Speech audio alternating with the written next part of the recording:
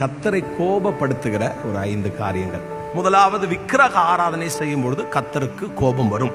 ஆண்டவருக்கு ஒரு காரியத்தை பொறுத்துக்கிட முடியாது அப்படின்னு நீங்க பாப்பீங்கன்னா, விக்கிரக சிலை வழிபாடுகள் கர்த்தருக்கு பிடிக்காது, கர்த்தர் வெறுக்கிறார். இரண்டாவது, மகிமையை கர்த்தருக்கு கொடுக்காமல் மற்றவர்களுக்கு கொடுக்கும் போது கர்த்தர் உடனே கோபப்படுவார். நீங்க உங்க மகிமையை ஊழியக்காரனுக்கு கொடுத்தீங்கன்னா கூட கர்த்தர் அவர்களை நிர்மூலமாக்குவார். அநேக ஊழியக்காரர்கள் விழுந்து போனதற்கு காரணம் என்ன தெரியுமா? மகிமையை அவங்க எடுத்துக்கிட்டாங்க. உங்க கண்கள் கர்த்தரை தான் பார்க்கணுமே தவிர என்ன பார்க்கவே கூடாது. மூன்றாவது, கர்த்தர் உங்களுக்கு கொடுக்கிற தாளந்துகளை நீங்கள் வீணடிக்கும் போது கர்த்தருக்கு கோபம் வரும். நான்காவது, தேவ சபைக்குள்ளே கள்ளர்கள் இருக்கும் பொழுது கர்த்தருக்கு கோபம் வந்தது. சபைக்குள் கலகத்தை உண்டு பண்ணும்போது கர்த்தருக்கு கோபம் வந்தது. கடைசியாய், நீதிமானுக்கு விரோதமாய் உன் கையை நீட்டும் பொழுது கர்த்தருக்கு உடனே கோபம் வரும். கர்த்தரை கோபப்படுத்துகிற காரியம் நம்ம வாழ்க்கையில இருக்கு.